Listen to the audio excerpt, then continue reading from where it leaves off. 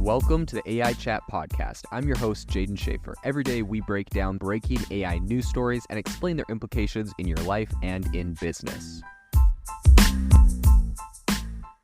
If you are interested in seeing really interesting AI use cases, make sure to follow me over on x.com, formerly Twitter, as I will be sharing some really cool use cases of AI, and I kind of, retweet some of the greatest things I'm seeing in the space every day. So make sure to follow me at Jaden_AI. I'll drop a link to that, but also my handle is in the podcast cover. I would love to have you in the community. Have you ever wanted to start your own podcast? I record and publish podcasts on a platform called Spotify for Podcasters, and I absolutely love it. Essentially, you can upload from your phone or computer, and it distributes to every platform that plays podcasts. They support video podcasts, and you can make money on the platform with ads or even podcast subscriptions, something that has made my life so much easier as a podcaster. So if you're interested, I highly recommend you give it a try. You can download the Spotify for Podcast app or go to spotify.com/podcasters to get started on your podcast today. With AI becoming ever more popular in projects that we see in most tech companies and also a lot of creatives, I think that there's, a lot of people that are definitely interested in how this is going to be regulated, not just from a governmental perspective, but also from a company-wide perspective. There's a lot of platforms like Fiverr that take on a lot of content. There's platforms like Kickstarter that you're able to create projects on. And people want to know, what is being generated by AI on these platforms, right? There's been a lot of talk about, how consumers will know. So recently, Kickstarter has made a adjustment and a change to their policy, talking and addressing specifically the use of AI in projects on the platform. So today we are going to be diving into what they have said and how they have found themselves in the crossfire of this AI situation. So a lot of generative AI tools like Stable Diffusion and ChatGPT typically employ to create, these are the ones you typically use when you're creating art and text and such. They were trained using publicly available images and text. So the interesting bit, though, is the fact that these obviously lack credit to whatever original text or image that was being pulled to create what they had. So the ability to opt out for artists, photographers, writers, right, everyone has been pretty non-existent up until this point, right? If you wrote a post on Reddit 5 years ago, it probably got sucked into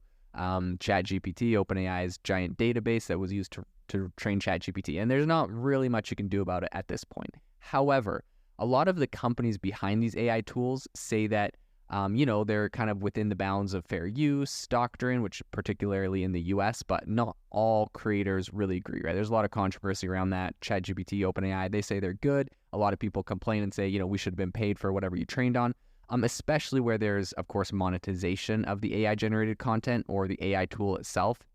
So responding and coming into this whole controversy is Kickstarter, who recently announced a new policy change they're going to be doing, which requires AI-based projects to provide, quote, relevant details about their AI use on their product pages. So this information includes how AI content will be used, which parts of the project are original and which are AI generated. And you can kind of imagine someone's writing a book, they get a bunch of people to fund their creation of the book, and then the whole thing's generated by AI. Maybe people would be concerned about that, and maybe that's what Kickstarter is kind of coming at it from, what the angle they're coming at it from.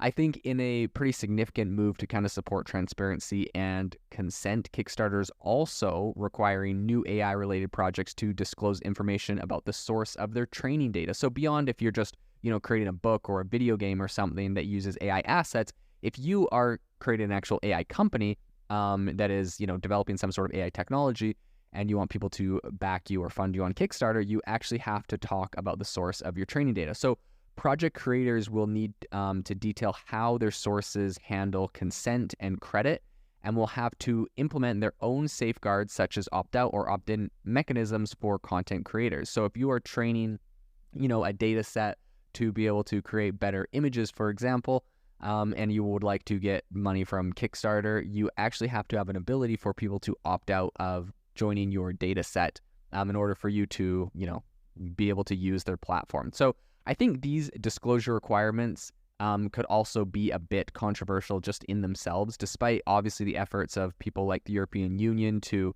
keep these kind of practices in law.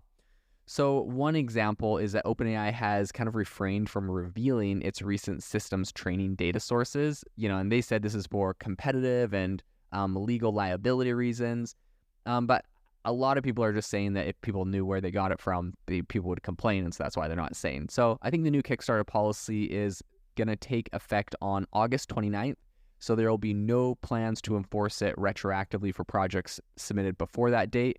That's according to Suzanne Page Katz, who's the Kickstarter's Director of Trust and Safety. So in a blog post that was shared with TechCrunch, Page Katz actually explained the rationale behind this whole policy. So she said, quote, "We want to make sure that any project that's funded through Kickstarter includes human creative input and properly credits and obtains permission for any artist's works that it references. It builds trust and sets the project up for success." So the policy will be enforced by essentially introducing a new set of questions in the project submission process, where creators are going to be required to disclose whether they're using AI technology in their projects and if they have consent from the owners of the workers used to train or produce, their AI tools. So once submitted, AI projects are actually going to undergo Kickstarter's standard human, moderation process. So they're actually going to have to be looked over by an actual person.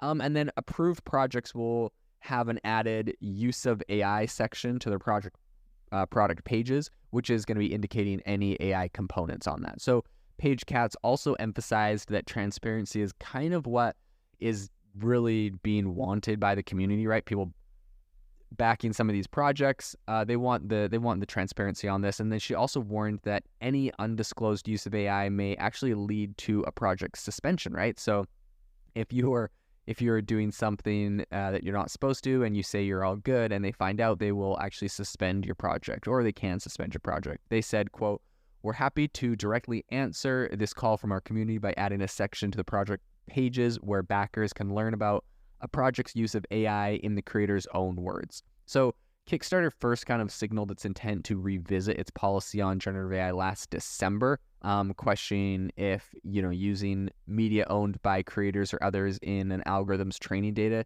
constituted copying or mimicking an artist's work. And the platform has since been, I'd say they've been pretty cautious towards, its new policy.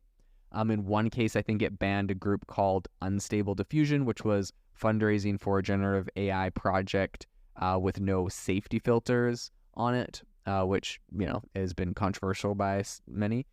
In another instance, I think a project that used AI to essentially plagiarize a comic book was initially approved, but then it was later removed. So obviously, even with human moderation, it's a little bit challenging unless, someone brings it up. And I think with this new policy, Kickstarter is really just trying to aim to foster transparency and ensure that proper credit and consent mechanisms for artist works are in place. And that's potentially setting a precedent for other platforms that are kind of in the same space, looking at what the controversies might be around that. Overall, I think this is a fairly decent policy. At the end of the day, I think users deserve more transparency on AI, where the content came from. Now, will we see this out of someone like OpenAI or Midjourney? I doubt that they'll be doing that soon, but one can only hope. And I think that this is definitely pushing it in the right direction, putting pressure on them to, essentially disclose eventually where all of their content comes from, be able to cite it, and, inevitably compensate the people that originally created it in some way or shape or form that is financially viable for the platform, obviously. But I think that'll be where we kind of move in the future. This episode is brought to you by Shopify. That's the sound of switching your business to Shopify, the global commerce platform that supercharges your selling. Harness the best converting checkout and same intuitive features, trusted apps, and powerful analytics used by the world's leading brands. Stop leaving sales on the table. Discover why millions trust Shopify to build, grow, and run their business. Sign up today for your $1 per month trial period at shopify.com/tech23.